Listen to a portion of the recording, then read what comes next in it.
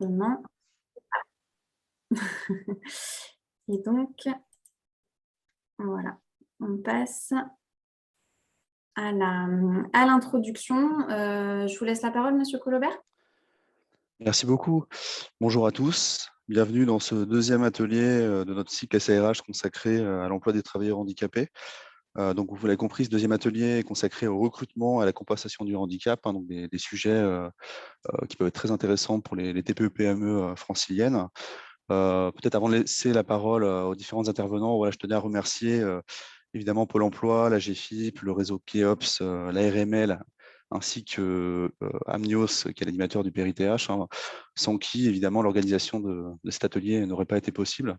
Voilà, du coup, je suis aussi content de voir qu'on est un petit peu plus de connectés que dans le cadre du premier atelier, sachant que là, on est vraiment sur un cycle travailleurs handicapés, mais je vous l'avais déjà annoncé, à la rentrée, on a prévu aussi d'organiser un atelier sur l'égalité femmes-hommes, l'égalité professionnelle en général, et on prévoit voilà, un programme varié pour l'année prochaine. Donc ce sera évidemment intéressant. Vous-même, voilà, si vous avez des problématiques spécifiques, n'hésitez pas à nous les remonter pour qu'on travaille avec évidemment les partenaires compétents sur les différents sujets. Je vous remercie beaucoup. Bonne atelier. Merci beaucoup. Alors, on va commencer par quelques petits rappels, quelques informations d'ordre aussi général, mais très utiles. Et du coup, je vais laisser la parole à la GFIP. Bonjour, donc là, suite au premier atelier, nous allons juste revoir un petit peu ce qu'est l'obligation d'emploi des travailleurs handicapés, cette fameuse OETH. On peut passer à la slide suivante. Donc là, c'est vrai qu'on en parle beaucoup, mais depuis 1987 et jusqu'en 2020, seuls les établissements de 20 salariés et plus devaient répondre à cette fameuse obligation d'emploi de 6% de personnes handicapées et par conséquent établir chaque année leur DOTH, donc déclaration d'obligation d'emploi des travailleurs handicapés. Ce qui change avec la réforme et sa mise en application depuis le 1er janvier 2020, c'est que toutes les entreprises, quelle que soit leur taille, vont déclarer mensuellement les salariés en situation de handicap qu'elles emploient en DSN. On viendra un tout petit peu après pour définir ce que sont ces bénéficiaires de l'obligation d'emploi. Et par contre, seules les entreprises de plus de 20 salariés versent une contribution financière si leur taux d'emploi est inférieur à 6%. Donc, on se rend compte que le recrutement est la façon idéale de remplir à son obligation d'emploi. Et par conséquent, c'est l'emploi direct qui va parfaitement répondre à l'obligation d'emploi des travailleurs handicapés. L'emploi direct vont s'intégrer finalement dans l'effectif BOETH, tout type de contrat sans exception. Les stagiaires, les périodes de mise en situation professionnelle, les fameuses PMSMP, les contrats d'alternance, les contrats aidés, les intérimaires, les salariés qui sont mis à disposition par des groupements d'employeurs et les services civiques. Ceux-ci sont comptabilisés en moyenne annuelle dans la déclaration d'emploi des travailleurs handicapés. L'idée, c'était de vous faire une petite synthèse du premier atelier que nous avons eu précédemment. Donc là, on va passer à la slide suivante pour voir qui sont ces fameux bénéficiaires de l'obligation d'emploi des travailleurs handicapés, quels sont les fameux titres de bénéficiaires, ainsi que les organismes qui les délivrent. On entend souvent parler de la RQTH comme si c'était le seul titre. Eh bien non, il faut savoir qu'il y a 3 voies d'accès et 3 finalement organismes qui délivrent des titres que sont la Maison départementale des personnes handicapées, la Sécurité sociale et le Code des pensions militaires et victimes de guerre. Au niveau de la MDPH, évidemment, il y a le fameux titre qu'on connaît tous, qui est la reconnaissance de la qualité de travailleur handicapé, la RQTH, qui représente 75% des titres de BOETH. Mais la MDPH délivre aussi la carte d'invalidité ou la carte mobilité inclusion avec la mention invalidité et l'allocation adulte handicapé. Ensuite, la sécurité sociale, elle, délivre la pension d'invalidité si on constate une réduction des capacités supérieure ou égale aux 2/3. Elle délivre aussi les accidents de travail et les maladies professionnelles, si tant est que le taux d'incapacité permanente soit supérieur ou égal à 10% et que la personne soit titulaire d'une rente. Ensuite, le Code des pensions militaires et des victimes de guerre va délivrer la pension militaire et l'allocation, bien la rente d'invalidité. Finalement, les 3 voies d'accès les plus fréquentes sont la RQTH, délivrée par les MDPH, la pension d'invalidité et les arrêts de travail maladie professionnelle quand le taux d'incapacité permanente partielle est supérieur ou égal à 10%. On va pouvoir passer à la slide suivante. Donc, quelles sont les principales situations de handicap? Tout d'abord, il est important de redéfinir qu'est-ce qu'un travailleur handicapé. Donc, est considéré comme travailleur handicapé toute personne dont les possibilités d'obtenir ou de conserver un emploi sont effectivement réduites par la suite de l'altération d'une ou plusieurs fonctions physiques, sensorielles, mentales ou psychiques. Donc, d'après la définition du Code du travail, il s'agit finalement de l'adéquation entre les problématiques de santé de la personne et ses possibilités de conserver ou d'obtenir un emploi. Le handicap peut être présent sous différentes formes. Handicap moteur, handicap auditif, handicap psychique. On considère aujourd'hui qu'il y a 6 familles de handicap, mais on peut également en évoquer 7, car dans le handicap sensoriel, on va intégrer à la fois le handicap auditif et le handicap visuel. Le handicap moteur représente 45% des types de handicap, avec les lombalgies, les troubles musculo-squelettiques, paralysie, rhumatisme, malformation, AVC. Ensuite, on va avoir le handicap, le handicap psychique, qui représente 13% des typologies de handicap, avec les névroses, les TOC, les phobies, addiction ou bien dépression. Les maladies invalidantes, qui représentent 20% des types de handicap, avec l'hypertension, l'allergie, l'insuffisance cardiaque, le cancer, l'épilepsie. Le handicap auditif, seulement 8% des types de handicap. Et là, on va parler d'acouphènes, de surdité légère à profonde, par exemple. Ensuite, on va avoir le handicap mental, 7% des types de handicap, avec la trisomie 21, l'autisme, le traumatisme crânien. Et puis, le handicap visuel, avec myopie, presbytie, strabisme, rétinite ou bien daltonisme. En fait, ce qui est important de retenir, c'est que le handicap survient dans plus de 23% des cas au cours de la vie, comme le vieillissement général de la population et l'allongement de la vie active. En effet, finalement, ce sont les problèmes de santé et les incapacités qui se manifestent de façon croissante avec l'âge. Donc, 85% des déficiences sont acquises après 15 ans. Lors d'un recrutement, on va apprécier la situation de handicap au regard du poste et des recommandations, restrictions d'aptitude et des préconisations d'aménagement du poste qui pourront être émises par le médecin du travail. On peut passer à la slide suivante. Donc, pourquoi recruter un travailleur en situation de handicap? Eh bien, tout d'abord, ça va nous permettre de répondre aux obligations légales, ce fameux 6% dont nous venons de parler. Et puis ensuite, ça va permettre d'élargir le vivier des candidatures, de se diversifier, de développer sa responsabilité sociétale des entreprises. Ça va nous permettre également de conserver des compétences. Pourquoi? En les diversifiant, on va avoir des compétences plus vastes, on va se poser des questions, s'interroger sur les pratiques et les performances, avoir une cohésion finalement à la fois dans ces recrutements, mais aussi dans l'accompagnement de ses salariés. Puis, ça va nous permettre de diversifier les partenariats. Diversifier les partenariats en travaillant au niveau de la communication interne, la communication externe. C'est vraiment le développement de la marque employeur et puis aussi les partenariats qu'on va pouvoir nouer à la fois en interne, au niveau de l'entreprise, mais aussi en externe. Développer son écosystème, savoir quels sont les bons intervenants et à qui est-ce qu'on doit s'adresser. Finalement, recruter une personne en situation de handicap, ça va permettre de dépasser les préjugés, d'aller au-delà et puis de tendre vers ce que l'on espère, l'entreprise inclusive de demain.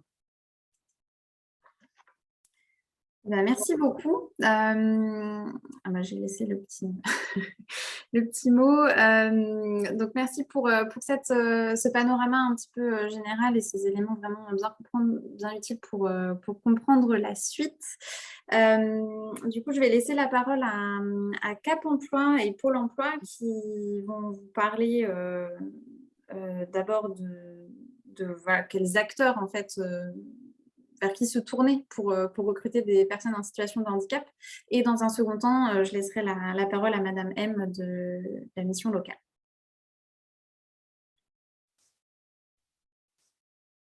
Bonjour. Donc un petit mot, effectivement, j'interviens avec Hubert de Vaublanc. Je vois pas toutes les vignettes, donc Il est là. voilà, Je le je sais vois. qu'il est là, mais du coup, moi je représente le réseau donc des Cap Emploi et Hubert le réseau Pôle Emploi de France.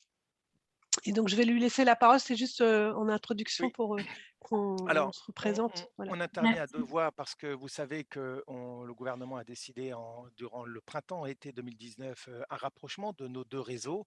Et en fait, moi, je voudrais remettre un petit peu ça dans la problématique du recrutement des travailleurs handicapés, dans une problématique un tout petit peu plus large du droit commun. Vous savez que Pôle emploi fait une enquête tous les ans, des besoins de main-d'œuvre, où on interroge les entreprises sur leurs intentions d'embauche à l'automne pour l'année suivante. Et en fait, en Île-de-France, on fait apparaître 530 000 besoins de recrutement. Donc, ce ne sont pas des offres d'emploi, on est bien d'accord. Ce sont, lorsqu'on interroge les entreprises, ils disent oui, moi, par rapport à ma conjoncture, à l'instant T, j'aurais sans doute besoin de personnes. Voilà, globalement, hein. Donc, c'est évidemment. euh, donc, on a une augmentation de 12% de ces besoins de recrutement. Donc, ça veut dire qu'il y a une conjoncture très forte. Et puis, on le constate, vous l'avez entendu la semaine dernière dans les chiffres du chômage, enfin, il y a 15 jours, hein, la baisse du chômage en Île-de-France, c'est moins 2% et moins 8% sur une année. Donc voilà. En termes des travailleurs handicapés, on parle de 60 000 personnes en situation de handicap dans la région Île-de-France. Donc globalement, ça fait 6%. Voilà. Hein. Euh, pour recruter une personne en situation de handicap, bah, évidemment, la difficulté, c'est évidemment faire l'adéquation entre l'offre et la demande d'emploi, comme pour tout à chacun, mais également par rapport à la diversité du handicap. Et c'est bien ça, la difficulté, c'est que ça rajoute du temps pour faire en sorte d'avoir l'adéquation entre les besoins de recrutement, le poste à trouver, les candidats et également leurs difficultés de santé par rapport au type de handicap que vient d'expliquer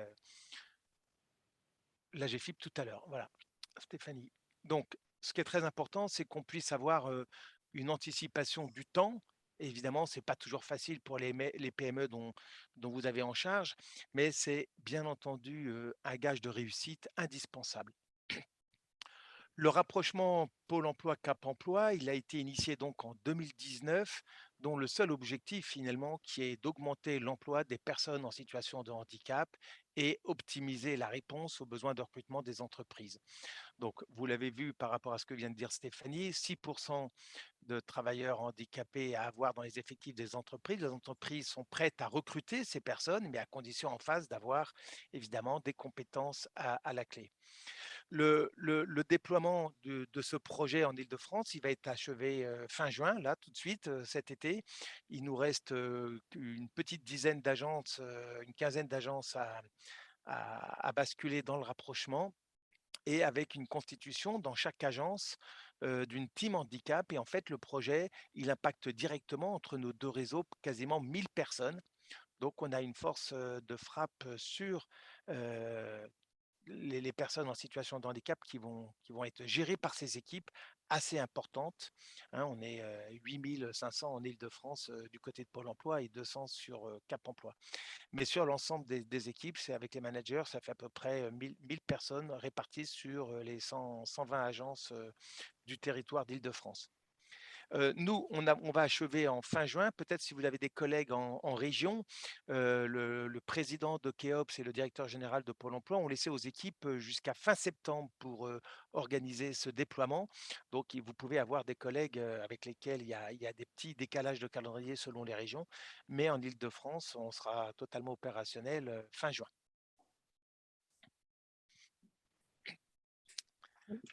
Peut-être en complément et en traduction par rapport à l'accompagnement du public, ce qu'a expliqué Hubert, c'est que donc, ce nouveau projet va permettre justement de compenser peut-être ce besoin d'anticipation que l'on demande aux recruteurs, puisque les fameuses teams handicap, le sens qui va être donné à ces équipes, c'est d'avoir un accompagnement rapproché des personnes en situation de handicap, Donc les équipes de Cap Emploi seront présents régulièrement dans les agences Pôle emploi toutes les semaines pour pouvoir travailler notamment sur les projets de qualification des profils, à la fois pour mener des actions proactives vis-à-vis des employeurs et à la fois pour répondre aux offres confiées.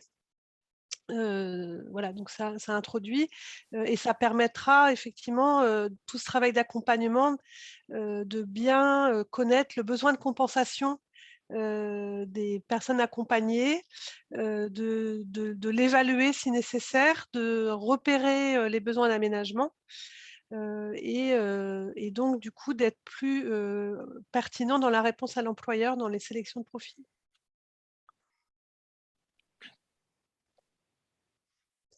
Donc l'offre de service, je poursuis Hubert, je te Oui, je t'en prie, laisserai je t'en prie, je complète, pas de l'off problème. notre offre de service, auprès des demandeurs donc est commune et notre offre de service auprès des employeurs est complémentaire. Et donc on travaille aussi à développer des projets, de recrutement, de réponse spécifiques, aux employeurs et quand un employeur souhaite recruter, une personne en situation de handicap, elle peut passer aussi bien par le canal de Pôle emploi que le canal de Cap emploi et on mettra en commun nos offres pour amplifier le sourcing. Donc, j'ai mis pour Cap emploi mon adresse mail, puisqu'il y a un Cap emploi par département avec des organisations spécifiques qui peuvent être liées soit au secteur d'activité, soit géographique. Donc, en fonction des besoins, je pourrais mettre en lien le bon interlocuteur. Et pour Pôle emploi, il y a un numéro 39 95. Si vous n'avez pas encore été en contact avec Pôle emploi, si vous n'avez pas encore confié la gestion d'offres ou le conseiller qui vous a été attribué, conseiller entreprise qui vous a été attribué lors de précédents échanges. En fait, Donc, les entreprises hein, donc, créent leur compte. Vous le savez qu'ils peuvent créer un compte directement et ils peuvent diffuser leurs offres. Ça, c'est la première chose. Ou alors, ils passent le 39 95 s'ils sont totalement inconnus de nos services ou, en effet, ce que dit Françoise, par rapport directement le conseiller. Et c'est ensuite, une fois à la réception de ces offres d'emploi, de l'analyse des besoins de recrutement, qu'on va se mettre en relation et dans les faits, puisque les collègues Cap Emploi vont être dans nos agences, ils vont travailler en commun pour trouver les candidats les plus adaptés au poste à pourvoir. voilà. Alors on peut effectivement aussi spécifier, l'employeur peut spécifier un besoin, une demande de recruter spécifiquement une personne en situation de handicap. Et là, du coup, on va pouvoir travailler tout de suite en lien sur le sourcing de public travailleurs handicapés. C'est-à-dire qu'un employeur peut ouvrir son offre et l'inscrire à Pôle emploi et il peut avoir aussi bien des personnes en situation de handicap que des bénéfices des demandeurs d'emploi classiques. Mais on peut aussi demander à ce que pendant un certain temps, on fasse un sourcing spécifique sur le public en situation de handicap. Voilà, donc je pense qu'on a répondu sur l'ensemble des. Oui, juste ce qui est important pour vous et aussi pour les entreprises avec lesquelles vous êtes en contact, c'est de voir que les collègues Cap Emploi, lorsqu'elles vont être chez nous, elles vont utiliser l'ensemble des systèmes d'information de nos outils. Hein. Et évidemment, l'ensemble des offres communes, donc que ce soit les propositions d'événements pour faire connaître l'offre, les propositions d'adaptation des profils de poste, etc., la sollicitation des partenaires, éventuellement faire passer des offres d'emploi sur la chaîne télévision, etc. Donc il y a tout le volet de service qui est dédié au loto droit commun, qui est évidemment à la disposition des collègues Cap Emploi, et ils vont s'en emparer le temps que tout ça se mette en route et qu'ils soient bien informés et formés sur tous ces outils. Pour eux, c'est des grands changements. Hein, mais donc utiliser l'ensemble de la force de frappe de Pôle emploi d'une part, et nous, on va utiliser la spécificité des Cap emploi. Donc on voit bien la complémentarité de notre réseau, le maillage territorial et la force de frappe que nous, on a par rapport à la densité de notre réseau, et la particularité, la spécificité, l'expertise des collègues Cap emploi sur le sujet. Donc concrètement, comment ça se passe, hein, donc Françoise l'a dit, il y a une présence des conseillers Cap Emploi dans nos agences 2 jours par semaine. Mais évidemment, les autres jours, ils restent en contact les uns avec les autres, hein, ils ne sont pas complètement coupés, autrement ça n'aurait aucun sens. Pour le public, les publics sont accompagnés dans les agences Pôle emploi, mais il peut y avoir des manifestations dans les recrutements par rapport au Cap emploi s'il y a des besoins, des problèmes de salle de réunion, etc. Et donc, ce que je disais, c'est la mise en commun de tous les services, de tous les 2 réseaux pour favoriser le recrutement et surtout accélérer le recrutement des travailleurs handicapés. Merci Élise. Voilà. Donc, les conditions pour être accompagné, on en a déjà un peu parlé, c'est effectivement contacter l'un des 2 réseaux et après, il y aura une mise en commun. Demander aux entreprises, donc, les entreprises peuvent demander à être accompagnées pour un recrutement spécifique de personnes en situation de handicap. Et on va donc proposer l'ensemble du panel des services dont parlait Hubert, tenant compte des spécificités de l'entreprise, de sa localisation, de son besoin, de son offre proposée. Alors, à partir de l'onglet, là, je redonne peut-être des éléments qui sont peut-être connus, mais peut-être pas, hein. Donc, à partir des entreprises que vous pouvez accompagner, c'est à partir de l'onglet Pôle emploi.fr, il y a un onglet entreprise et il y a l'ensemble des bouquets de services qui sont disponibles selon les besoins. Le site a été totalement refondu récemment. Donc avec des actions pour améliorer la visibilité de l'entreprise, comme besoin d'attirer des candidats avec lesquels parfois des PME ou des métiers sont peu connus ou peu favorables. Donc on offre la possibilité de créer des pages Internet, participer à des événements, etc., avoir des immersions pour faire connaître les métiers. Voilà. Et puis, surtout ce qui concerne le recrutement, hein, donc c'est la publication des offres avec l'aide d'un conseiller Pôle emploi et Cap emploi en l'espèce, proposition par Cap emploi, Pôle emploi des candidats avec la promotion de profil, donc des personnes qui nous donnent l'autorisation de transmettre leur candidature. On fait une présélection des candidatures par les conseillers des 2 réseaux.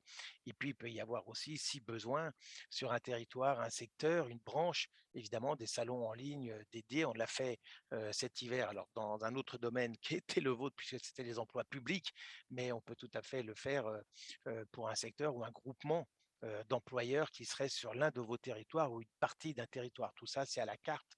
Ce qu'il faut, c'est surtout pas hésiter à nous solliciter sur le sujet. Merci beaucoup. Peut-être vous vouliez ajouter un dernier mot ou non? C'est bon. Moi, pour ma part, non, mais peut-être Françoise. Oui, voilà, c'est ça. Parfait, c'est très bien. Merci, ça va. Merci à vous. Du coup, on va passer à la présentation de ce que peuvent proposer les missions locales pour des profils plus jeunes. Juste avant, je me permets de rappeler que n'hésitez pas à faire remonter vos questions, hein. Je vous disais, on les traitera plutôt à la fin, mais si jamais il y a des points voilà, de compréhension auxquels on peut répondre rapidement, n'hésitez pas à me les faire remonter par le chat. Ou voilà, que je garde des questions pour plus tard, mais ça reste possible, hein, pendant ces premières présentations. Vous dire aussi, je ne l'ai pas dit au début, que le support vous sera bien évidemment envoyé après, donc tout ce qui est contact direct par exemple, vous les aurez. Donc, voilà, je vous laisse la parole, Madame M. Très bien, merci beaucoup. Donc, alors, pour vous présenter un petit peu les missions locales sous l'angle du handicap, je vous propose d'abord de faire une petite focale sur la mission locale pour un petit rappel. Donc, on peut passer à la slide suivante. Donc, les missions locales en quelques chiffres, donc c'est 68 missions locales en Île-de-France qui sont réparties donc, sur les 8 départements, 171 points d'accueil, 1300 conseillers et environ 182 000 jeunes accompagnés en 2021, dont 72 000 premiers accueils. Voilà un petit peu les premiers chiffres clés qu'on peut indiquer. Concernant les missions locales, donc, on accueille tous les jeunes de 16 à 25 ans dans leur insertion sociale et professionnelle, l'idée étant que l'on vise leur autonomie. Hein. Et donc, de ce point de vue-là, eh bien, la mission locale va accompagner le jeune sur son projet professionnel, que ce soit formation ou emploi, mais aussi à lever tous les freins périphériques autour de l'emploi. Donc, ça peut être des questions liées liées au logement, à la santé, à la citoyenneté, des questions aussi qui sont liées à la mobilité.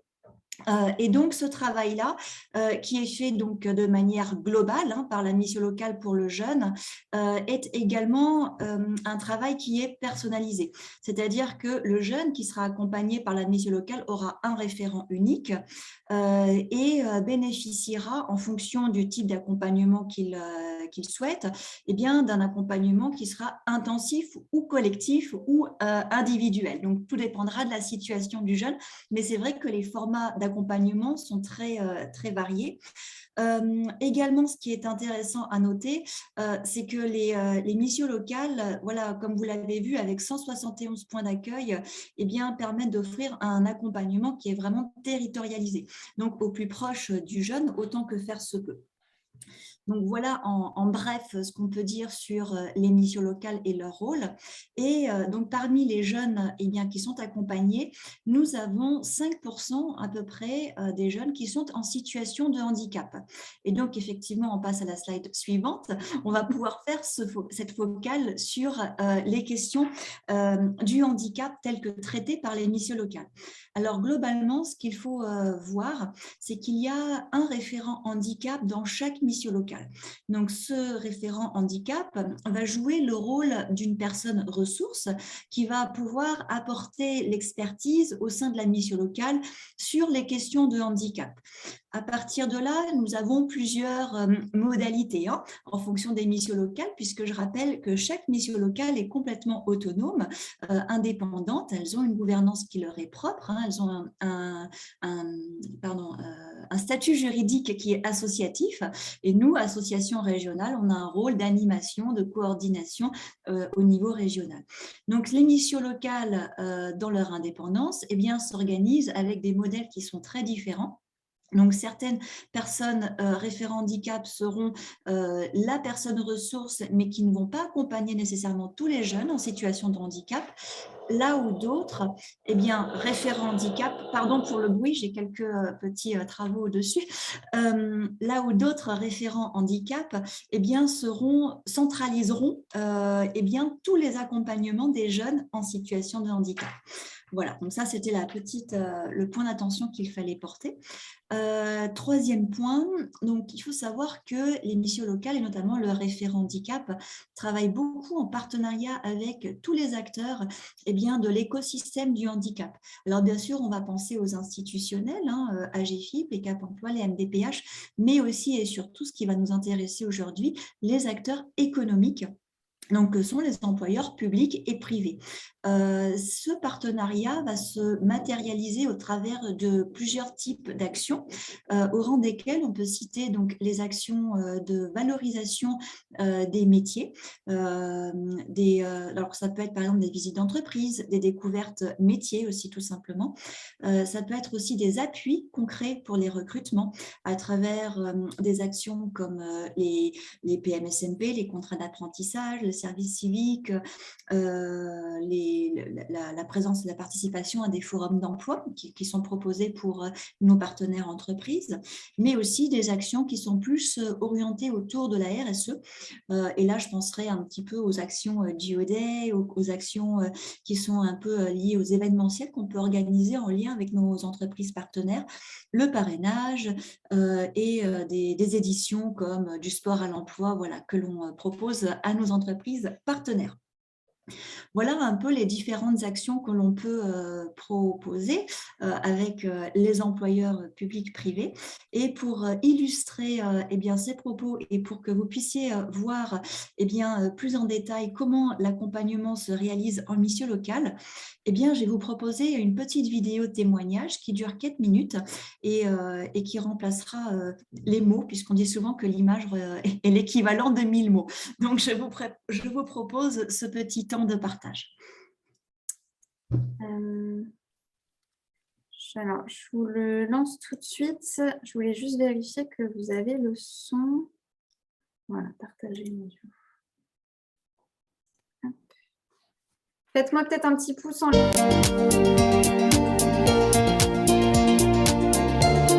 Je suis en études pour être certisseur en CAP adulte. J'ai connu la mission locale grâce à ma mère. La mission locale par rapport à d'autres organismes, c'est un accompagnement plus personnalisé, plus humain, je dirais. Tristan, il est venu s'inscrire à la mission locale en juin 2020. Quand il est venu, du coup, c'était vraiment pour retravailler complètement son projet parce qu'il sortait d'un diplôme en technicien du son. Et avec le contexte sanitaire, c'était un petit peu compliqué, l'intermittence. Donc il a voulu changer de voie. Il savait pas du tout quoi faire. Donc on a exploré pas mal de pistes. Il voulait un travail manuel. Donc ce qui m'a amené à faire cette formation, c'est que depuis assez longtemps, j'ai toujours été attiré par ce qui est artistique mais manuel à la fois. Au départ, j'avais pensé à tailleur de pierre, mais je me suis plus orienté sur le sertissage, car plus minutieux, plus tranquille. J'ai parlé de mon handicap, qui est la dyslexie et la dysorthographie, assez rapidement, parce que dans tout ce qui est papier administratif et choses comme ça, il faut que ce soit assez clair, assez tôt pour simplifier tout ce qu'il y avait à faire avec les conseillers. Il en a parlé très facilement lors des premiers entretiens, donc on a pu travailler le projet en lien toujours avec son handicap et en faisant attention que pour le coup ça ne porte pas préjudice ni à l'employeur ni à lui-même lorsqu'il irait en poste. Donc là il a effectué 2 stages, un en joaillerie générale et il en a fait un autre en sertissage. Et vraiment ce qui est ressorti pour lui c'est le sertissage. Donc il a cherché des formations.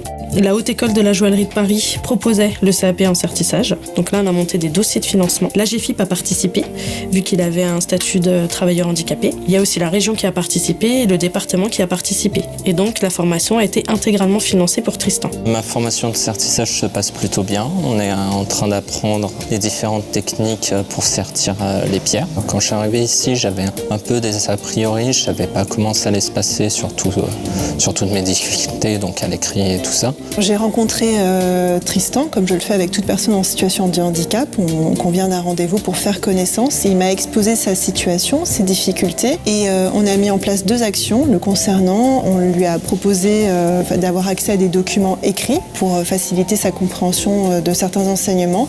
Et surtout, on lui a communiqué des informations, puisque en tant que personne en situation de handicap, reconnu tel quel, il peut bénéficier d'un tiers-temps au moment de son examen. Je mets en œuvre la politique handicap de la Haute École de Joaillerie, qui est d'être un centre de formation inclusif vis-à-vis de toutes les personnes en situation de handicap. Donc dans ce cadre-là, évidemment, on travaille en réseau avec tous les acteurs du monde du handicap, les missions locales évidemment, la GFIP et d'autres structures.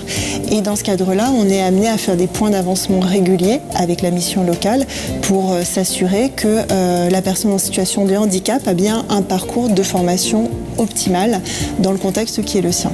Et je travaille énormément aussi avec les partenaires qui sont sensibilisés au handicap. On travaille avec la GFIP qui propose des formations, qui se propose pas mal de choses au niveau handicap. Enfin, voilà, c'est un exemple, mais en tous les cas, il y a un gros travail partenarial qui est fait. Mais en fait, à l'époque, il y a quelques années, on avait simplement une conseillère en économie sociale et familiale qui travaillait avec certains jeunes qui étaient en situation de handicap. Et puis les autres conseillers généralistes avaient aussi dans leur portefeuille quelques jeunes.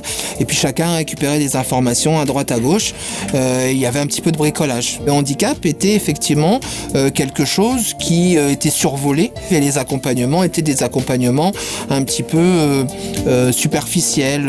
Émilie qui s'est proposée pouvoir travailler sur cette thématique-là et d'accompagner uniquement ce public. On est content parce qu'elle a de plus en plus de personnes, elle a pu tisser des partenariats importants. Le handicap est l'affaire de tout le monde en fait chez nous. Il faut dédramatiser le handicap en fait. Il ne faut pas en avoir peur. C'est des jeunes comme les autres. Ils ont juste une différence et voilà, et leur différence, ça peut être leur force.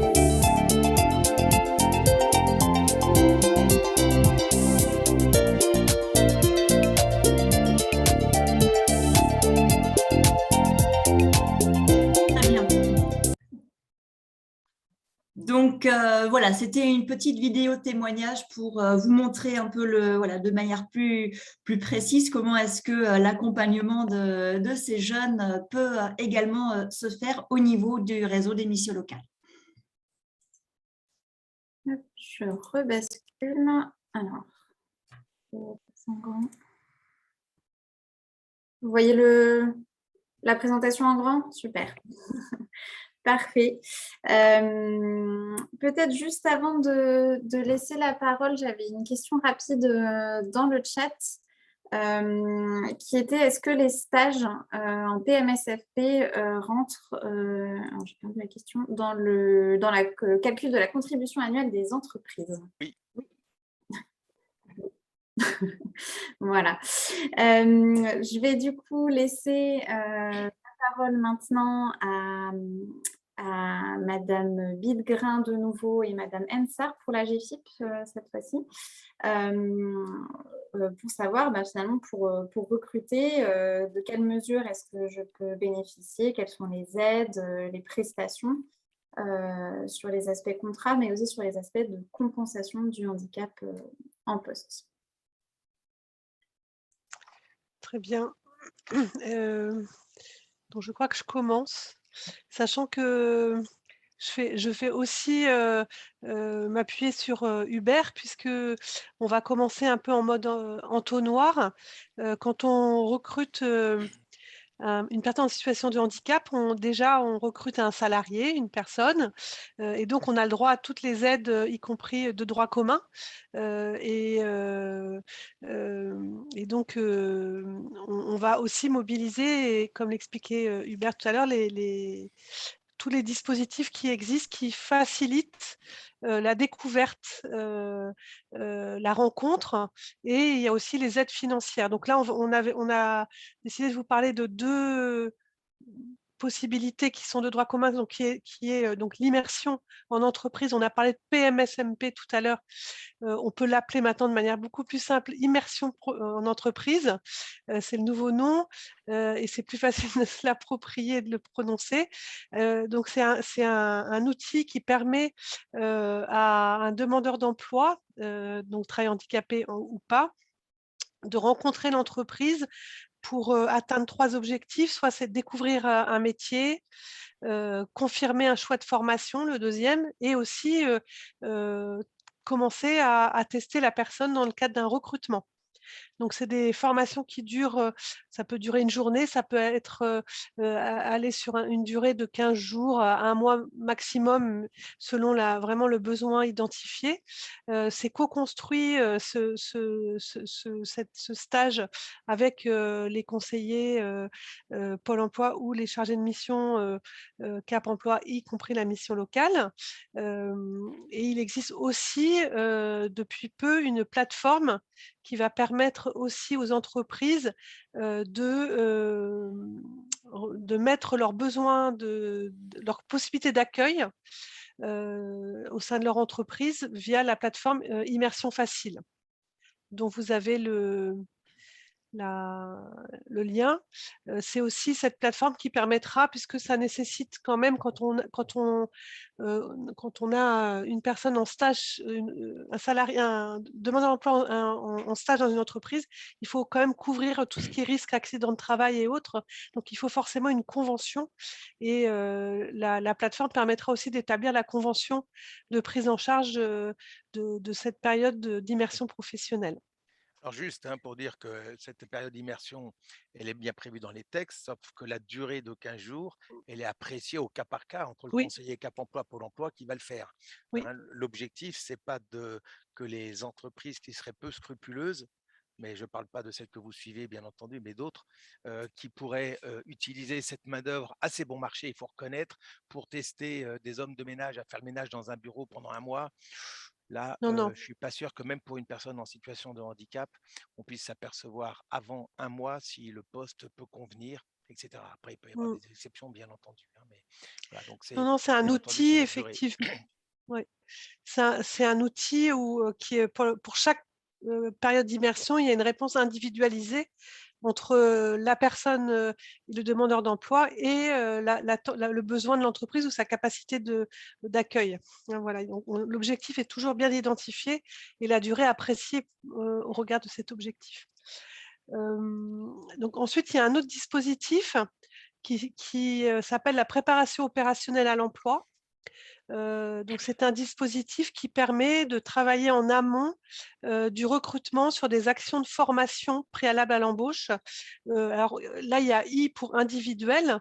Donc là, on va plutôt identifier un employeur et un demandeur d'emploi pour lesquels quasiment tous les prérequis du recrutement sont présents, sont là, et il manque quelques compétences auprès de la personne pour pour que le recruteur puisse faire le pas du recrutement en définitif. Donc, on va accompagner la mise en place.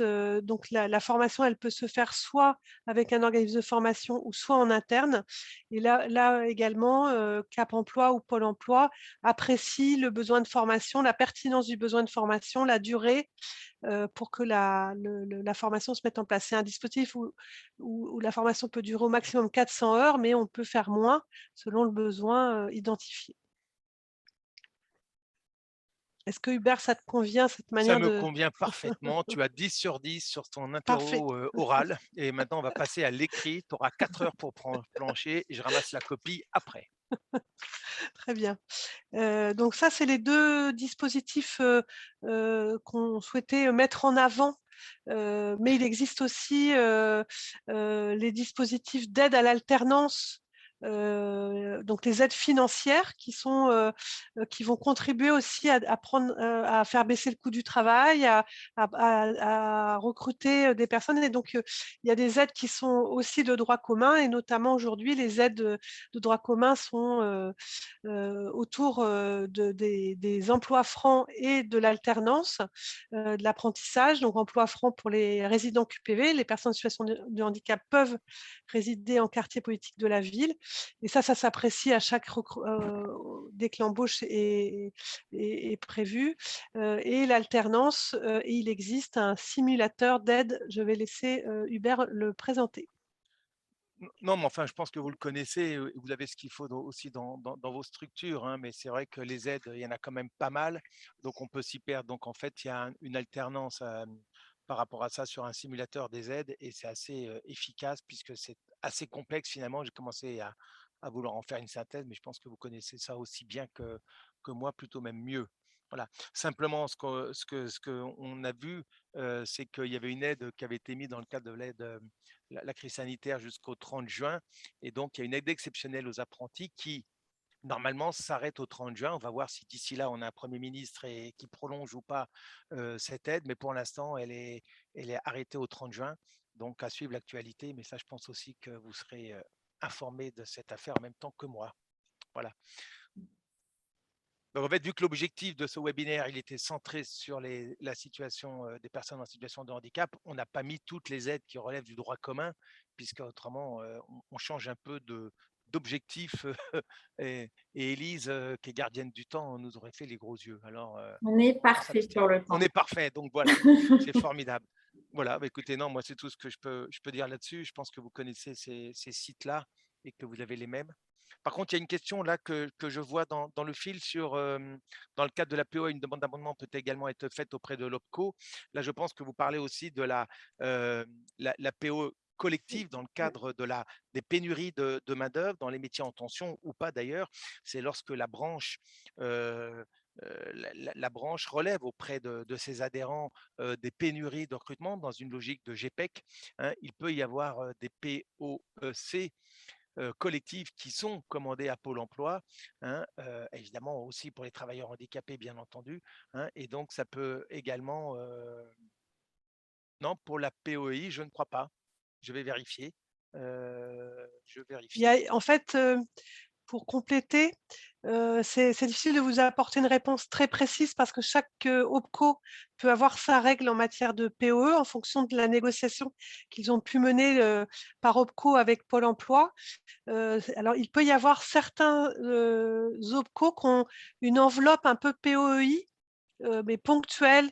Et, je pense par exemple à l'OPCO du numérique ou sur la branche bureau d'études, par exemple. Donc, c'est très spécifique. Il y a la possibilité de faire des POEI, mais la plupart du temps, la réponse, elle est en POEC, où effectivement, on est sur des actions plutôt de formation collective. On n'est pas sur le matchage un demandeur d'emploi et une offre d'emploi, mais un besoin de recrutement, plusieurs offres d'emploi et la recherche de public pour les accompagner dans une montée en compétences par rapport à ces besoins de recrutement. Alors, c'est souvent lié à des besoins de recrutement en nombre, métiers en tension, comme disait Hubert. Pour le public travailleur handicapé, on peut être amené aussi à proposer des actions un peu spécifiques. Je pense par exemple au service à la personne, puisque je sais qu'il y a des services RH ici on a pu mener par exemple avec l'OPCO de l'entreprise de proximité une PO dédiée travailleurs handicapés sur les métiers d'assistante administrative d'agence. Par exemple, voilà. Donc on est dans un secteur qui recrute, qui a des difficultés de recrutement, mais on a été sur un poste multi-employeur où il y a un besoin de recrutement récurrent, mais on n'est pas forcément sur un métier en tension, mais ça correspond bien aux caractéristiques du public travailleur handicapé et on peut pourvoir et accompagner l'entreprise dans sa réponse à l'obligation d'emploi grâce à ces dispositifs-là en ciblant ce poste-là.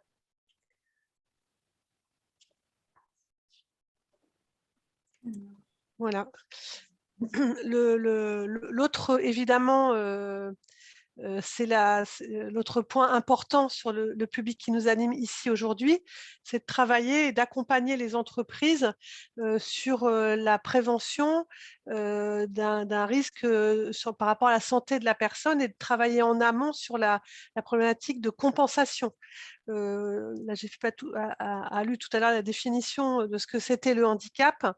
Donc, le handicap, il y a une déficience qui est notée et intégrer la personne dans son emploi, c'est trouver la compensation qui permet de compenser justement cette déficience quand c'est possible. Donc, on a plusieurs types de compensations. Il peut y avoir des compensations techniques, matérielles, et on peut aussi avoir donc un siège ergonomique, un agrandisseur d'écran, un réaménagement des bureaux pour faciliter l'accessibilité, par exemple. Donc ça, on peut avoir ce type de compensation et on peut avoir aussi des compensations humaines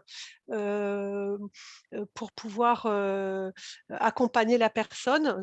Par exemple, un traducteur interface langue des signes, si besoin. Et on a aussi ce qu'on appelle un travail de la compensation autour de l'aménagement du poste de travail, où ce n'est pas forcément une réponse technique et propre à handicap, c'est de l'organisation de travail. Je pense par exemple à travailler sur le temps partiel, réorganiser les tâches en interne dans un service. Ça peut être des dispositifs de compensation. Alors, pour pouvoir travailler sur la compensation et bien évaluer le besoin de compensation, la solution de compensation, on va s'appuyer sur des dispositifs financés par l'AGEFIP notamment, de prestations d'appui spécifiques ou d'études ergonomiques qui vont, avec la clé d'entrée handicap, nous permettre d'évaluer le besoin de compensation de la personne et d'accompagner la recherche de solutions.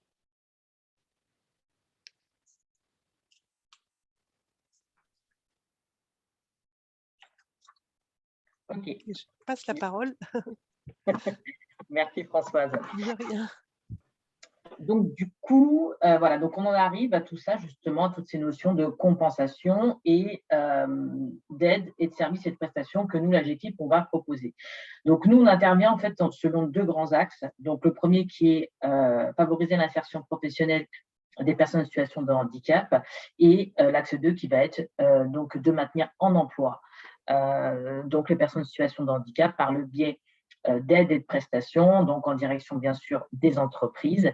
Et ça va être aussi, comme vous l'a présenté un peu plus haut ma collègue Stéphanie, en fait, on va vous accompagner, enfin, on va accompagner aussi les entreprises à intégrer l'aspect, la dimension handicap au sein de leur politique RH. Et donc, on va être bien dans une dynamique d'accompagner, de développer, de pouvoir aider en tous les cas voilà, l'entreprise au-delà d'atteindre son obligation d'emploi, mais c'est aussi voilà, de favoriser l'inclusion. Donc, concrètement, on a, nous, un triptyque autour duquel on fonctionne, donc qui va être des aides, des prestations et des services. Donc, ces trois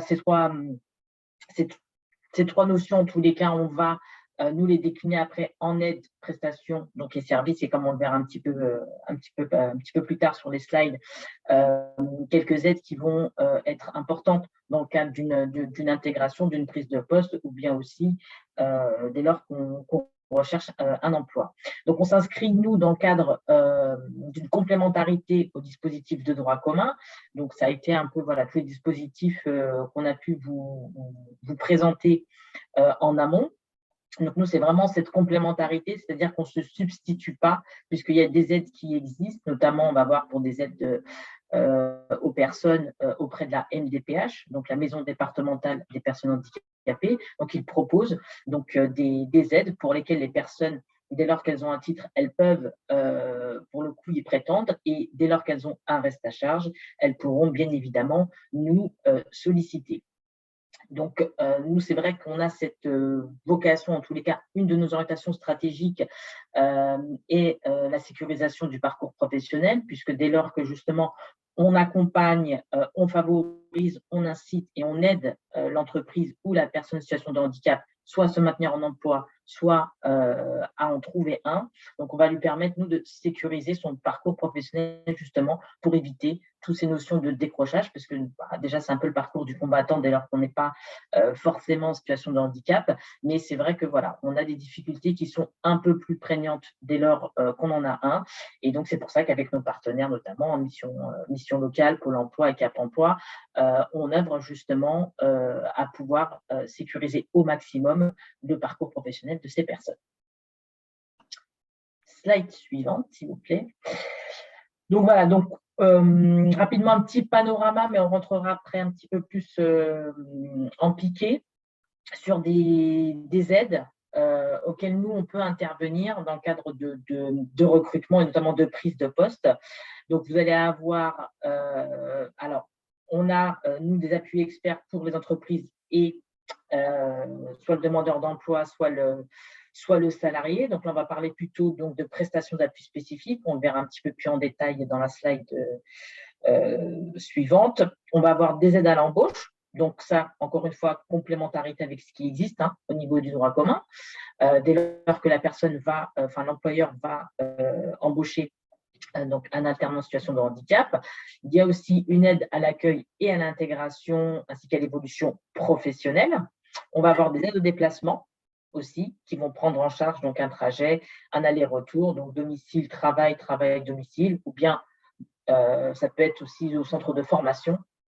On peut faire, ça peut être voilà, soit dès lors qu'on est dans un parcours d'insertion pro et qu'on a une formation professionnelle, donc on a une formation qu'on ne peut pas se déplacer, donc on peut prendre en charge aussi ces trajets-là. Et puis, pour le maintien en emploi, on va être également sur des notions d'aménagement de situation de travail. Comme le disait Françoise sur la slide précédente, donc là, on va être sur différents types d'aménagements. On verra par la suite, et notamment, potentiellement, ça pourra ouvrir le droit ou déclencher en tous les cas une RLH, donc qui est la reconnaissance de la lourdeur du handicap. Slide suivante. Donc là, on va vous proposer un zoom sur les deux aides qu'on peut proposer sur deux aides à destination des entreprises. L'aide à l'alternance revalorisée. Tout à l'heure, Françoise et Hubert vous ont présenté l'aide à l'alternance, cette aide exceptionnelle de l'État qui est valable aujourd'hui jusqu'au 30 juin 2022. Eh bien, nous avons pérennisé la revalorisation de notre aide à l'alternance et elle vient en complémentarité. Donc, elle vient se superposer en plus de l'aide de l'État. L'objectif, c'est quoi? Ça va être vraiment d'encourager l'employeur à recruter une personne en situation de handicap, que ce soit en contrat d'apprentissage ou bien en contrat de professionnalisation. Son montant maximum est de 5 000 € et est proratisé en fonction de la durée du contrat. La seule exigence, c'est que le bénéficiaire, l'alternant, soit en situation de handicap avec un titre de bénéficiaire de l'obligation d'emploi. Vous vous souvenez de tous les titres qu'on a pu voir tout à l'heure? Eh bien, on accepte tous ces titres, voire même les demandes en cours, puisqu'il sait qu'il peut y avoir un laps de temps entre le moment où la personne fait sa demande et la réponse qu'elle en a. Le contrat doit être de 6 mois minimum avec au moins 24 heures de travail hebdomadaire. La demande, en fait, elle est faite par l'entreprise Dans les 6 mois qui suivent le recrutement, un dossier de demande d'intervention doit être adressé à la GFIP ou à la délégation régionale. Si vous accompagnez une entreprise qui ne connaissait pas cette aide-là, dans ces cas-là, si on n'a pas trop dépassé les 6 mois, vous pouvez bien évidemment nous appeler pour qu'on étudie le dossier et voir si même d'autres aménagements ou d'autres aides peuvent être attribuées. L'autre aide qu'on va vous présenter, c'est l'aide à l'accueil et à l'intégration et à l'évolution professionnelle des personnes en situation de handicap. L'idée, l'objectif en fait de cette aide, c'est vraiment de financer les besoins pour sécuriser la prise en fonction et l'évolution professionnelle d'un salarié en situation de handicap. Ça peut être un accompagnement individualisé lors de l'intégration ou bien dans le cadre de son évolution professionnelle, la mise en place d'un tutorat renforcé, d'un job coach, d'un temps d'encadrement dédié. On parlait tout à l'heure de revoir ses pratiques managériales, la mise en place d'entretiens plus réguliers pour accompagner ce salarié, mais ça peut aussi être un programme de formation au handicap du collectif de travail, une sensibilisation par rapport à cette typologie de handicap. Donc, le montant de cette aide est de maximum 3 000 € et elle est prescrite par le conseiller Pôle emploi, Cap emploi ou bien mission locale, et elle peut aussi être prescrite par la GFIP. Tout employeur d'une personne en situation de handicap d'un contrat de 6 mois ou plus peut bénéficier de cette aide. Donc, elle est également cumulable, par exemple, avec l'aide à l'alternance revalorisée, puisque l'entreprise va proposer finalement un plan d'action. Elle va le définir accompagnée de son conseiller, Pôle emploi, Cap emploi ou bien mission locale. Et donc, l'accompagnement que le manager mettra en place pour la prise en compte du handicap afin de favoriser son intégration ou bien son évolution professionnelle. Alors, je vois qu'on a une petite question dans le chat sur l'aide au déplacement. 11 400 €, c'est forfaitaire ou annuel. C'est un maximum de 11 400 €. Vous présentez, finalement, seront présentés les frais de déplacement et on va aller jusqu'à 11 400 € annuellement. Potentiellement, elle peut être renouvelable à discrétion.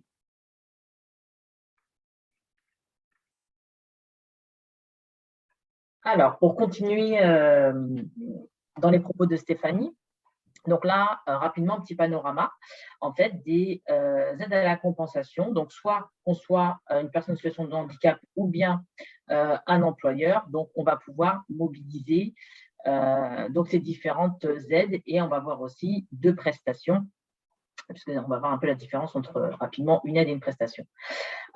Donc, au niveau des aides, donc on va avoir pour tout ce qui est accès à l'emploi et donc là, plutôt cadre donc de parcours vers l'emploi, donc d'insertion professionnelle. Donc, on va avoir l'aide humaine, l'aide technique et l'aide au déplacement. Donc, aide humaine, aide technique, donc là, ça va être plutôt de favoriser donc l'autonomie de la personne en situation de handicap, donc à être autonome au niveau de sa recherche, par exemple, d'emploi, mais aussi, par exemple, dans le cadre d'une formation. Donc, ça peut être un besoin d'équipement ou un besoin d'une personne, par exemple, qui fait de la traduction LSF pour une personne qui est déficiente auditive. Voilà, on va pouvoir mobiliser ces aides-là. L'aide au déplacement, elle fait les deux. Elle fait et pour le salarié dès lors qu'il est en emploi ou bien pour un demandeur d'emploi.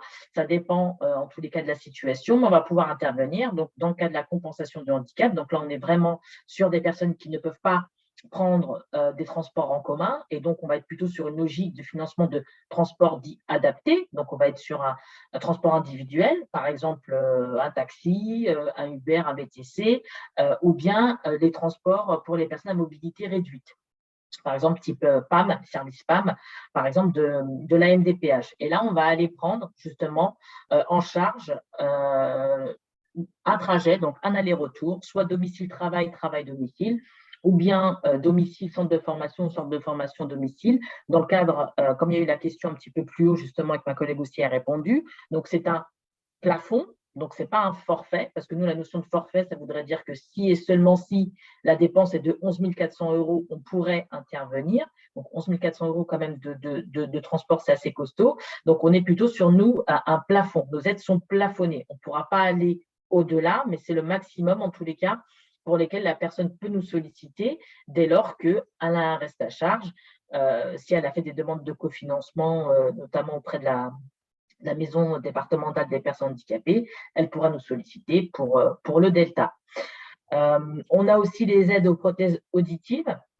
Donc, qu'on soit salarié ou bien demandeur d'emploi. Donc, ça, pareil, hein, donc dans le cas de la compensation du handicap, on va pouvoir, nous, intervenir, encore une fois, sur la base de la complémentarité, donc dispositif droit commun. Donc, pour la prothèse auditive, concrètement, ça va être la sécurité sociale, ça va être la participation de la mutuelle, éventuellement de la MDPH dans le cadre de la prestation de compensation du handicap.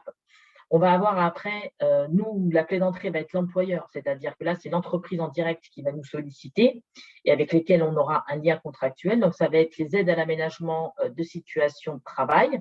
Donc, comme le disait un peu plus haut François, ça revêt donc, nous, différents caractères. On n'est pas forcément que sur un aménagement matériel, ça peut être organisationnel ou bien humain.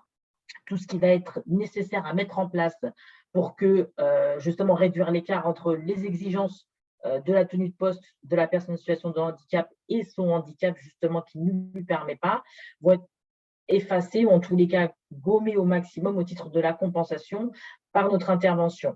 Et donc, elle se fait selon voilà, différentes notions, donc organisationnelles, techniques ou bien humains. On est sur vraiment des logiques de besoin.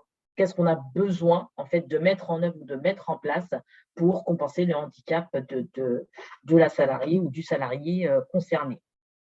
Et dès lors que, même si on a fait cet aménagement de poste et que, en tant qu'employeur, voilà, on observe toujours cette perdition, on va dire cette perte de productivité et qui est pérenne malgré qu'on ait fait cet aménagement de poste, on va pouvoir, nous, après, proposer et accompagner l'entreprise à aller plutôt sur le dispositif de la reconnaissance de la lourdeur du handicap, donc plus familièrement appelé la RLH, qui va permettre donc trimestriellement donc, de verser une aide à l'emploi à l'employeur pour justement compenser cette perte de productivité.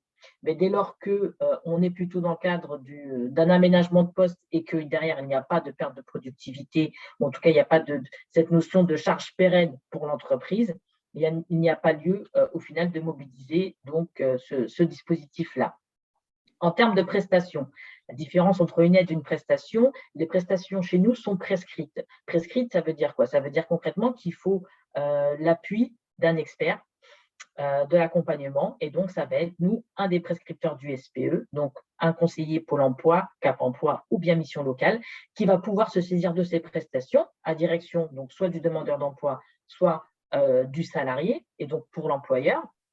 Et donc, ça va être les prestations d'appui spécifiques et les prestations d'études ergonomiques. Et là, on sera plutôt sur des EPAS.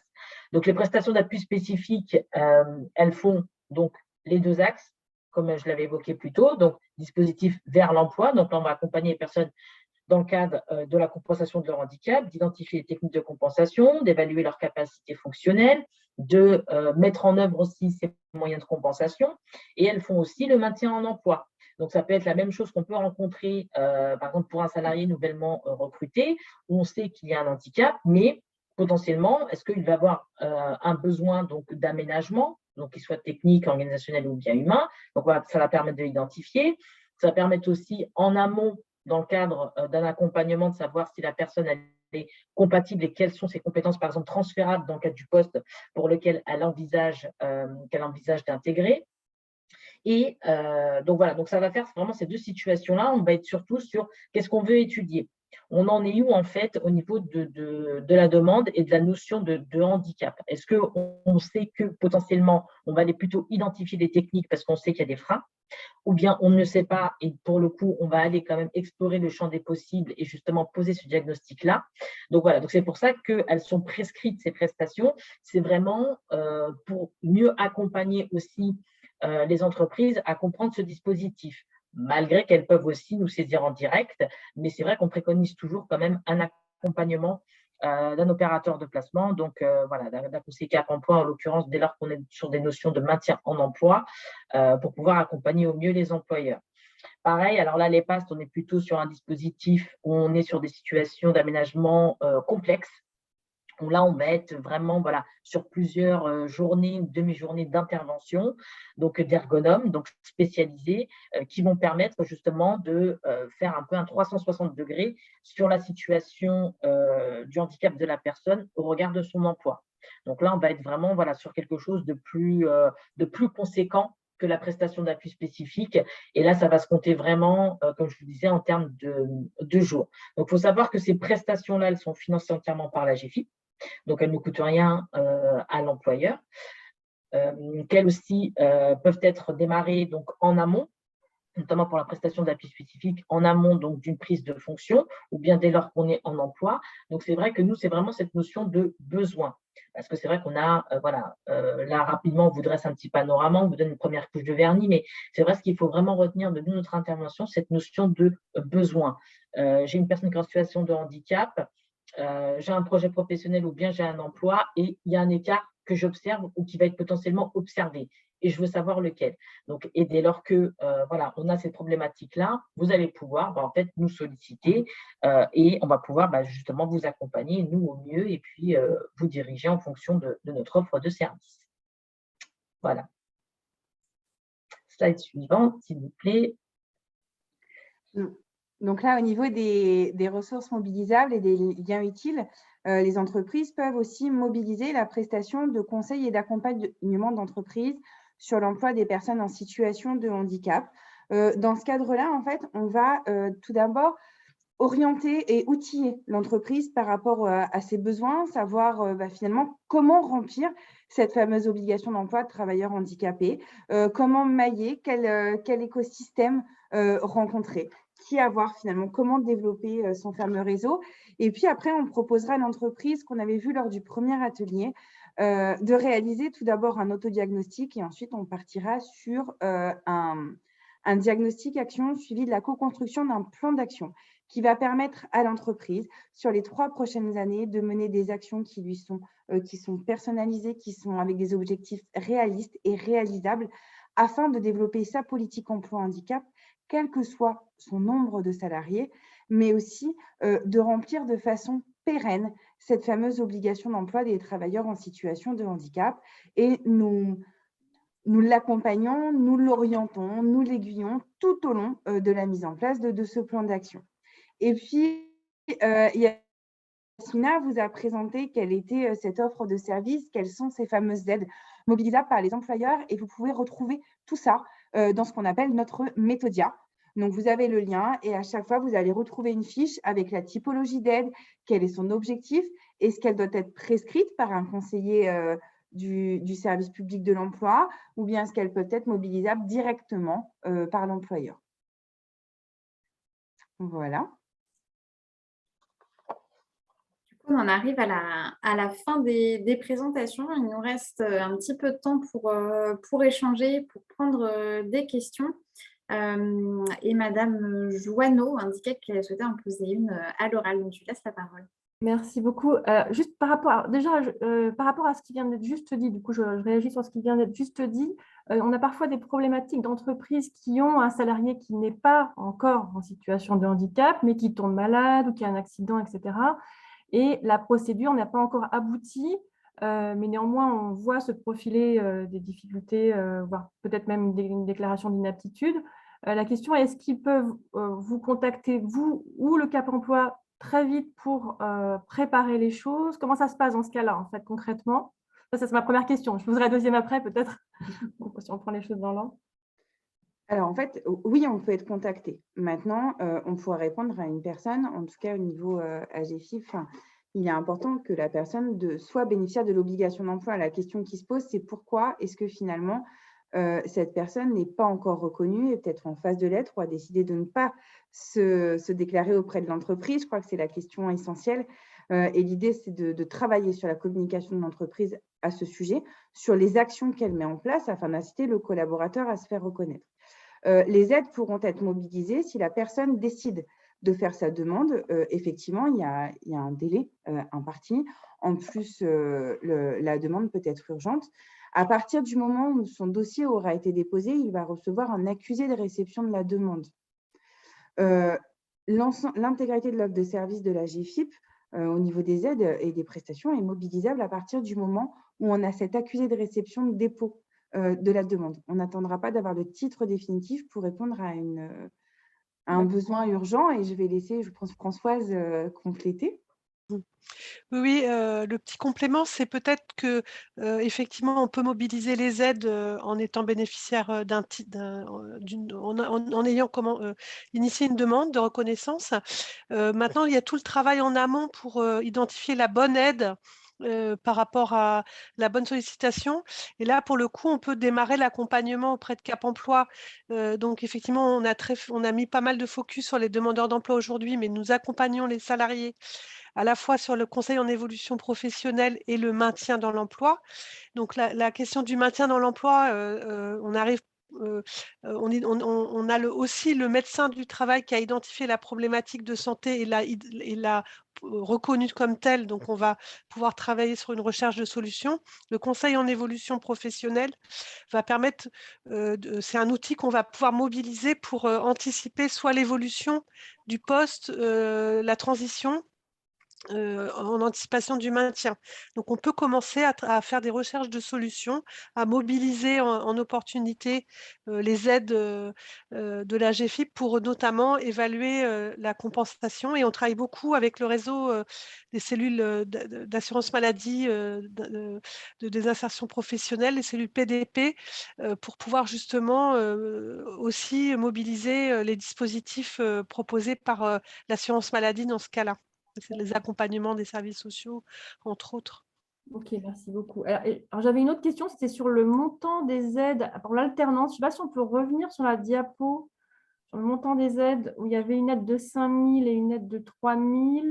Oui, c'est ça. Et en fait, ma question, moi, j'avais le souvenir que pour jusqu'à 5 000 et jusqu'à 3 000. Voilà, c'est ça. Moi, j'avais le souvenir que pour l'alternance, jusqu'au 30 juin, on pouvait, pour les mineurs, avoir 5 000 et pour les majeurs, 8 000. Est-ce que dans le cadre du handicap, c'est 5 000 maximum parce qu'il y a par ailleurs l'aide du tableau de droite qui fait qu'on arrive à 8 000? On ne va pas dissocier, on ne va pas faire attention à l'âge du collaborateur. Il y a l'aide effectivement de l'État dont vous venez de parler, l'aide de droit commun. Nous, notre aide, elle s'adresse à tout bénéficiaire de l'obligation d'emploi des travailleurs en situation de handicap qui est en contrat d'apprentissage ou en contrat de professionnalisation. Donc, elle s'adresse à l'entreprise finalement qui le recrute, et elle va jusqu'à 5 000 € en fonction du type de contrat, que ce soit un contrat pro ou bien un contrat d'apprentissage, et de la durée de celui-ci. Ok, alors je n'ai pas eu la même info. Il me semblait que ça allait jusqu'à 8 000 € pour les majeurs, mais j'ai peut-être… Non, mais en fait, là, c'est l'aide de l'État. En fait, voilà, ça peut même aller au-delà, ça peut même aller jusqu'à 13 000 € selon l'âge, le type de contrat, la durée, mais en cumulant avec l'aide actuelle de l'État. D'accord, donc on peut cumuler l'aide de l'État dont je viens de parler, plus… Ah oui, donc c'est super intéressant. D'accord, ok, voilà. Je n'avais pas bien compris, super. D'accord, merci. On arrive quasiment à un coût zéro sur la première année. Sauf que l'aide de l'État, on le disait jusqu'à aujourd'hui, on l'a fait valable jusqu'au 30 juin. Et l'aide de la GFIP, donc pérennisée, comme l'expliquait Stéphanie tout à l'heure. Donc voilà, pour l'instant, les employeurs qui vont recruter avant le 30 juin, on va pouvoir cumuler, et après, on n'a pas la visibilité. D'accord, maintenant, c'est vraiment très intéressant, d'accord. Merci beaucoup. A priori, bon, enfin, on ne fait pas le gouvernement, mais l'alternance restera probablement une priorité, puisque c'est un bon outil, une bonne mesure, un bon dispositif pour l'ensemble des publics et les travailleurs handicapés dans le cadre justement de l'acquisition de compétences pour répondre aux besoins de recrutement des employeurs aujourd'hui face à un taux de chômage qui diminue. Donc voilà, on peut imaginer qu'il y aura une forme de poursuite, mais en tout cas, ça sera prioritaire. Ça restera un dispositif prioritaire. D'autant qu'il n'y a pas de barrière d'âge pour l'alternance pour les personnes en situation Alors, très important, merci Stéphanie, parce que souvent je le revendique, mais il n'y a pas effectivement l'alternance, que ce soit l'apprentissage ou la professionnalisation pour le public en situation de handicap, il n'y a aucune limite d'âge. Okay. On peut faire un contrat de pro à 55 ans et ça peut complètement correspondre, même au-delà, hein, je donne cet exemple-là, cet âge-là juste à titre indicatif, donc être en transition et reconversion professionnelle sur un nouveau métier et s'appuyer sur l'apprentissage pour pouvoir acquérir de nouvelles compétences. Merci. En fait, on voit dans les chiffres hein, que le chômage des jeunes, alors là je parle des jeunes de tout public, hein, il a diminué de 25% en un an. Donc c'est vraiment très important. Et donc évidemment au profit notamment par l'apprentissage. Et donc évidemment ces aides doivent énormément jouer. Bon, il y a la réforme, l'impact de la réforme de 2018 aussi, bien sûr, mais également ces aides financières dont on parle à l'instant. On peut prendre une autre question à l'oral, n'hésitez pas à vous exprimer directement. Éventuellement, si on n'a pas le temps de traiter toutes les questions, si on a d'autres qui émergent, vous pouvez aussi les envoyer dans le chat, on les notera et on y répondra sous forme de FAQ. Enfin voilà, on pourra vous envoyer aussi des réponses par l'écrit, donc ne vous censurez pas. Est-ce que quelqu'un souhaite prendre la parole ?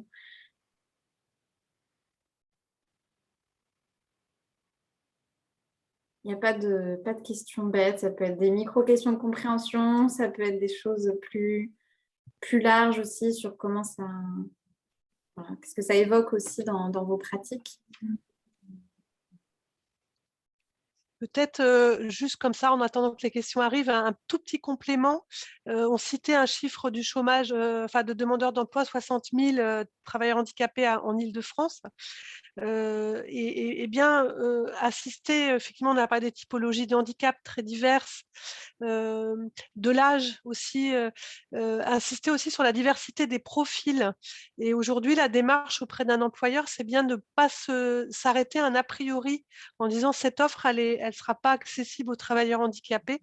On a vraiment, de par les compensations possibles à mettre en place et la diversité des 60 000 demandeurs d'emploi là aujourd'hui en recherche, on peut vraiment rechercher, identifier des profils qui correspondraient à n'importe quel type d'offre aujourd'hui. Il ne faut vraiment pas s'arrêter.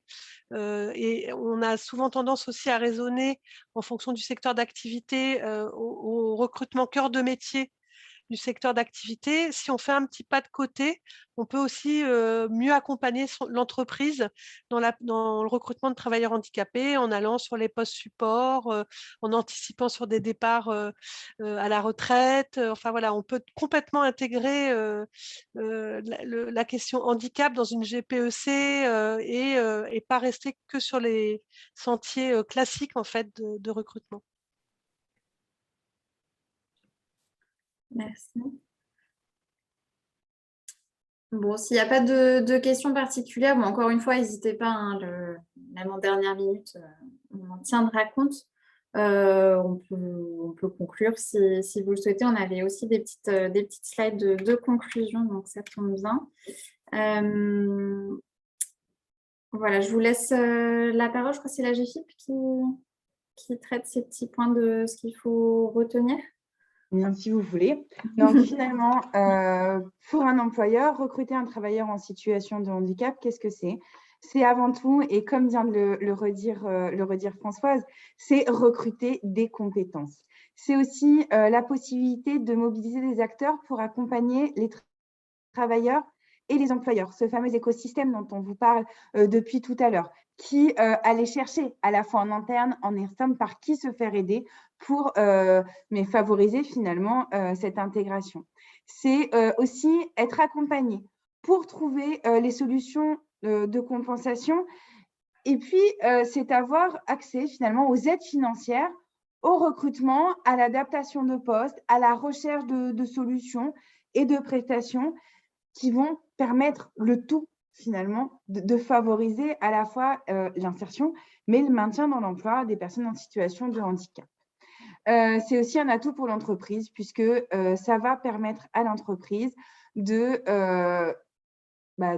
remplir sa fameuse obligation d'emploi des travailleurs en situation de handicap pour les employeurs de plus de 20 salariés et contribuer à la diversité au sein de l'entreprise.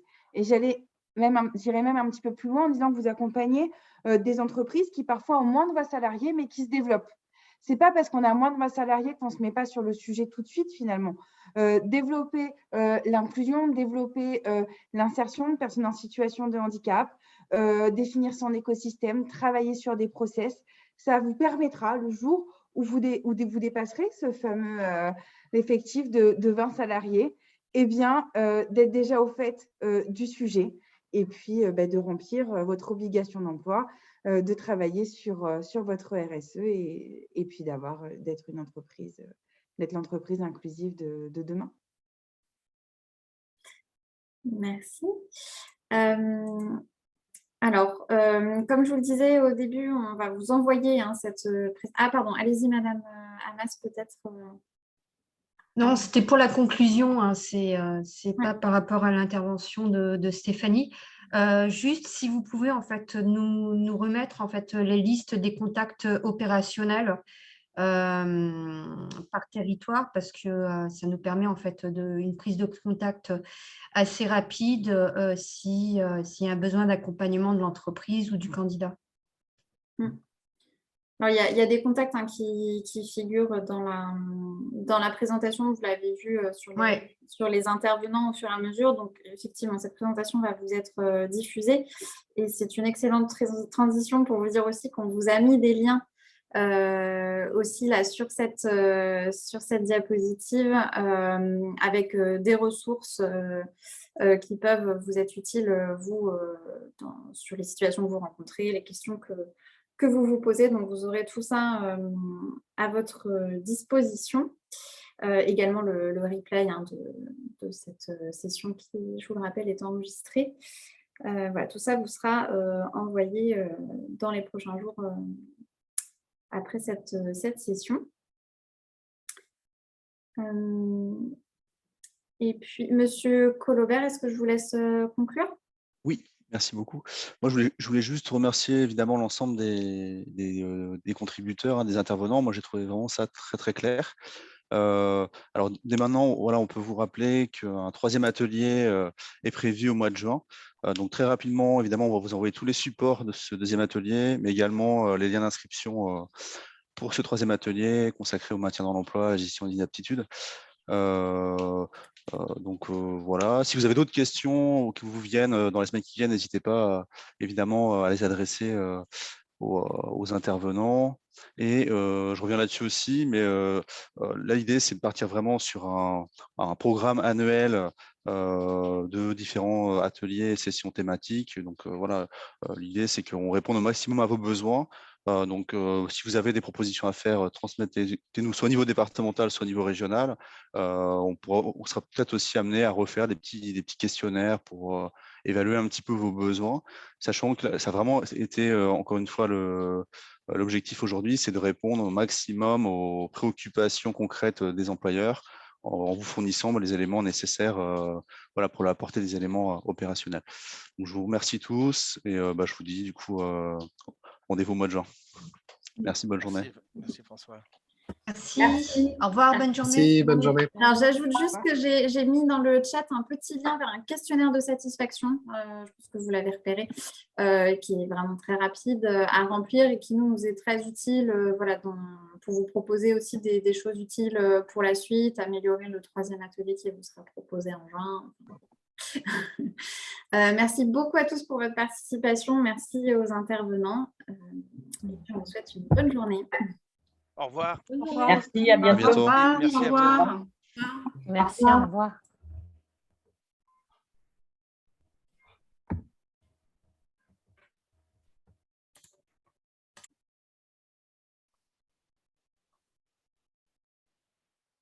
Merci, au revoir. Merci beaucoup, hein. À bientôt. Oui, merci.